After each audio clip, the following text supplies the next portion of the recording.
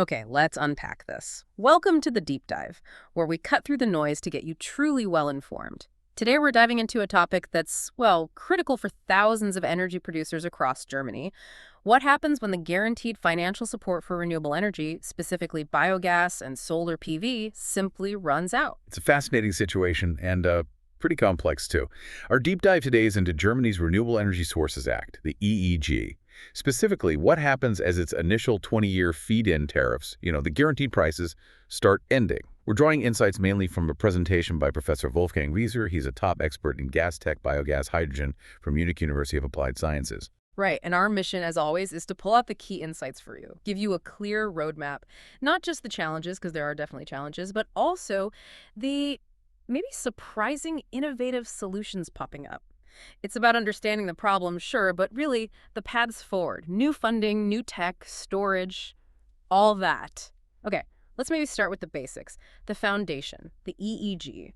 It came in around 2000, right, after a big court ruling, and it was revolutionary, really, set actual specific goals for renewables. Absolutely. Revolutionary is the right word. By 2004, it set a target, 12% renewable electricity by 2010. And it just kept going up. 30% by 2020, 50% by 2030, 65% by 2040, aiming for 80% by 2050. Ambitious stuff. Yeah. And it brought in these differentiated feed-in tariffs, different prices for different sources and other rules like limits on biogas feed-in, needing to use the heat produced. And the thing is, it worked, right? It sparked this huge boom in installations, especially, 2004, 2011. But now, fast forward 20 years, and those exact same plants are hitting the end of that support. So the success kind of created its own problem down the line. It really has. Yeah. And it boils down to this crucial question. What happens now?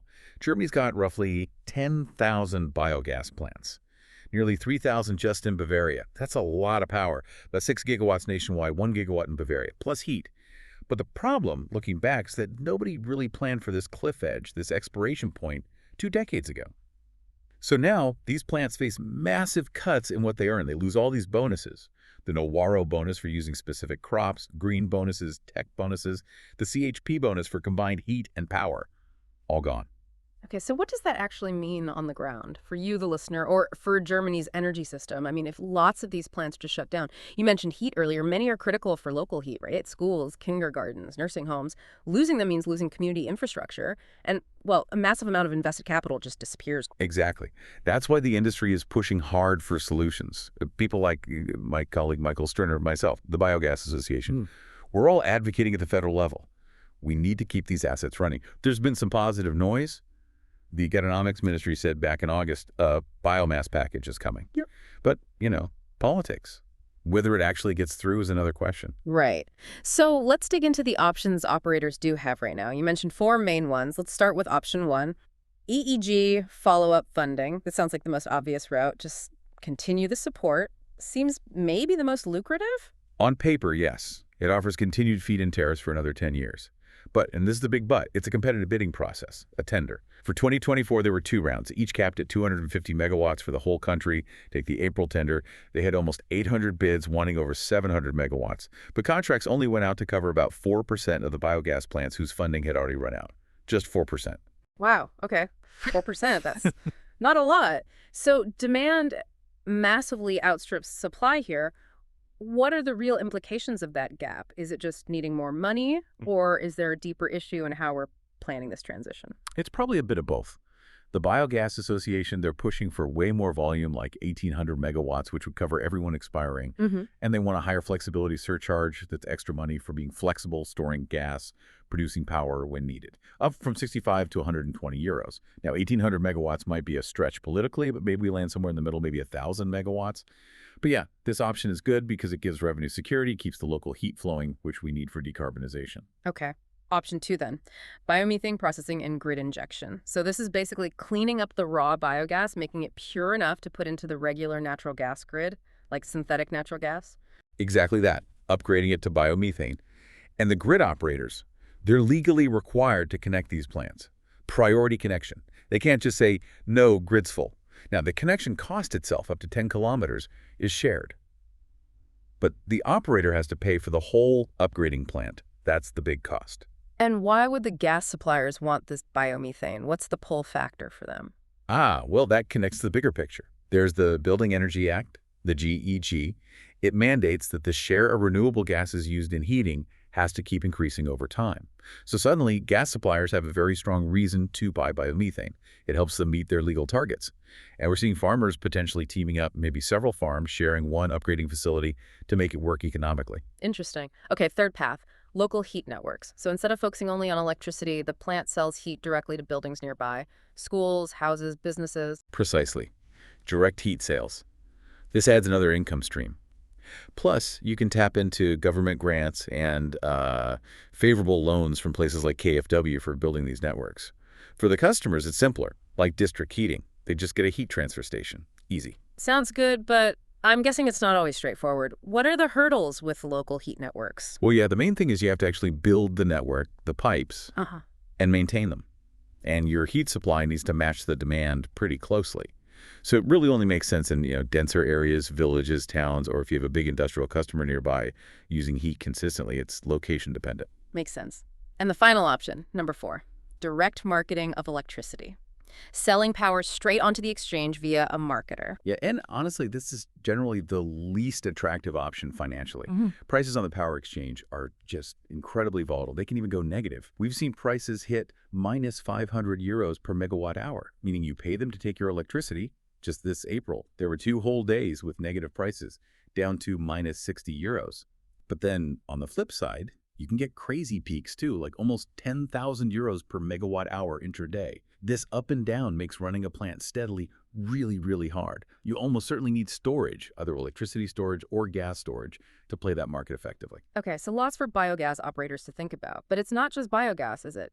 PV, solar power, especially the bigger systems, they're hitting hurdles too. We had that big PV boom around 2010. They're coming up on 20 years as well. And they face grid issues. They do. The core problem, again, is network capacity. Bottlenecks. Often, especially sunny days, there's just too much electricity trying to get onto the grid at once. So what happens? PV plants get curtailed, switched off. Why? Well, in flexible power plants, like nuclear, that can't easily ramp down, the grid hasn't been expanded fast enough, especially down here in Bavaria. And also a lack of what we call sector coupling, really linking up electricity, heat, and transport properly. Curtailment. Switching off plants. That's already bad. But I heard something about them being curtailed at the inverter. What does that actually mean, and why is it such a problem? Right, that's a really key and frankly frustrating point. In 2023, nearly 10.5 billion kilowatt hours were curtailed across Germany. That's huge. Now, legally, curtailing at the inverter is allowed right now. But think about what it means. If your PV system is shut off right at the inverter, you can't even use the power yourself. Right. For your own needs. You end up having to draw power from the grid instead, which is exactly what the curtailment was trying to avoid. Right. Well, it's counterproductive. Yeah, that sounds completely backwards. So the solution has to be smarter grid management, allowing self-consumption even during curtailment. Absolutely.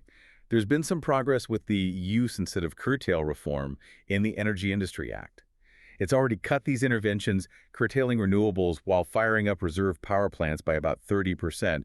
These interventions cost billions, by the way, 4.3 billion euros in 2022 alone. What we need is curtailment at the grid connection point, not the inverter. That way, operators can still use their own solar power. It needs smart meters, certified control boxes, energy management systems. The tech exists, it's just not rolled out widely yet. Even the Federal Network Agency agrees self-consumption should be protected. Okay, so whether it's managing crazy prices for biogas, electricity, or dealing with PV curtailment, it feels like everything points towards needing better energy storage. That's the common thread. Exactly. Storage is becoming absolutely key. And we need different kinds. There's short-term, overnight storage. That's where conventional batteries come, and lead acid, nickel, lithium ion. Pretty standard now. But then there's longer-term storage. For days, maybe even weeks, bridging gaps when there's no sun or wind. And that's where things like hydrogen and, interestingly, redox flow batteries come into play. Redox flow batteries. Yeah. Yeah, they sound fascinating. What makes them stand out, particularly for this medium to long-term storage need? Well, the really neat thing about redox flow is how they scale. You have 2 tanks of liquid electrolyte and a stack in the middle where the energy conversion happens. You want more energy storage capacity, more kilowatt hours. You just make the tanks bigger or add more liquid. It's independent of the power output, the kilowatts, which is set by the stack. This decoupling of power and energy is huge for grid applications. Tough. Plus, they have great cycle stability, last a long time, you can discharge them completely without damage, and they're inherently safe. The liquids aren't typically flammable or toxic, sustainable, recyclable too. Okay, that sounds almost too good to be true. What's the downside? There has to be one. Space. Yeah. That's the main one. Their energy density isn't amazing, maybe 50 kilowatt hours per cubic meter. So you need a fair bit of room for those tanks.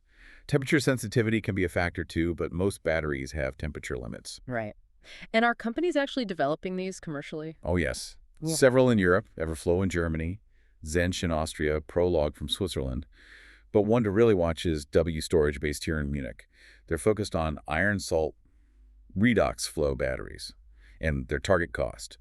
They're aiming for around €100 per kilowatt hour by 2026. If they hit that, it's a potential game changer. Makes them incredibly cheap compared to other long-duration options. Okay, iron salt redox flow. Interesting.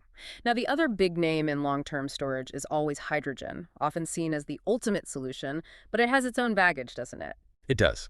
Hydrogen is tricky. It's the smallest element, very low density. So storing it means either making it incredibly cold, liquid hydrogen, or compressing it to really high pressures. Both take a lot of energy. You only get about 3 kilowatt hours per cubic meter unpressurized. Not much. And making the hydrogen itself, I hear terms like green and orange hydrogen thrown around. What's the difference there? Right. Green hydrogen means it's made using renewable electricity through electrolysis splitting water.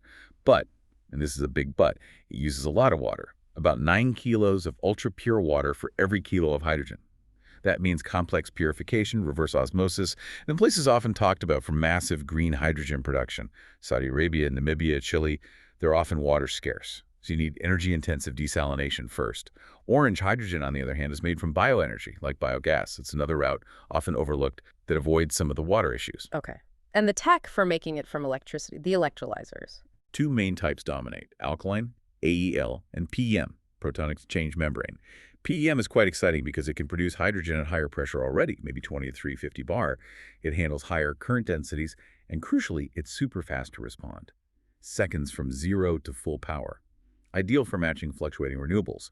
AEL is generally cheaper, more established, but PEM is catching up fast. Gotcha. Can you give us some real-world examples? How is this hydrogen tech actually being used? Sure. On a large scale, there's the Hasfurt plant, running since 2016.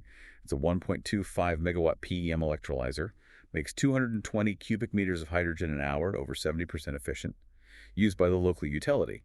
Then, much smaller, for homes, there's the PASEA system from Home Power Solutions.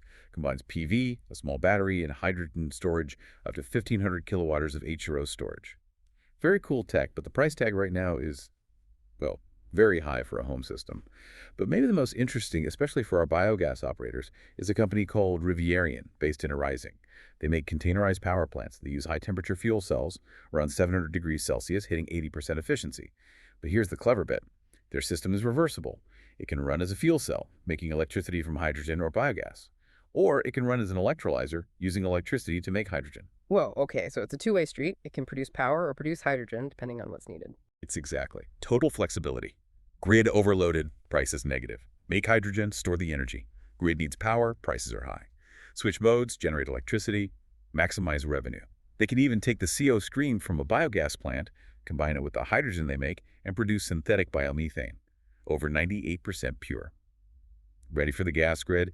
It's designed as a plug-and-play container solution aimed directly at farmers and biogas plant operators. That sounds incredibly versatile, but what about the cost? A system that flexible must be expensive, right? How does the payback look? The upfront cost is significant, yes. A mid-six-figure sum, they say. But remember those crazy electricity price swings we talked about, minus 500 to plus 10,000 euros. Because this system is so flexible and can capitalize on those extremes, they estimate it can pay for itself, amortize, in just 4 to 6 years. And they offer a 20-year guarantee with a maintenance contract. So the economics look surprisingly strong. They're starting production of 100 kilowatt units next year, 2025, with 500 kilowatt units planned for 2026. It's happening now. 4 to 6 years payback. That's impressive given the flexibility. Okay, so wrapping this up then, what does this all mean for you listening in? We've definitely covered a lot of ground here, a real mix of challenges, but also some really cool innovations as this EEG support starts to fade. Yeah, connecting it back, if you're running an expiring biogas plant, that EEG follow-up funding is probably best financially, but you've got to win the tender. It's tough. Converting to biomethane for the gas grid or building local heat networks, those look like really solid alternatives worth investigating. And for PV owners, especially larger systems, getting smart about managing curtailment, using your own power, and maybe adding storage, that's becoming essential. And the storage options themselves are getting really interesting. Redox flow, especially that potentially cheap iron salt type, needing space but offering long duration. And then hydrogen, with challenges but also these super flexible containerized systems like Rivierians that can switch modes and pay back quickly. Right. And it really raises a final thought, doesn't it? As our whole energy system gets more decentralized, more renewable, how much will depend on this kind of local ingenuity? These localized solutions, tailored to specific needs, specific markets, they seem crucial for making the future grid work. The options are definitely expanding. The path forward involves choices, and ultimately the decision rests with the operators, with you.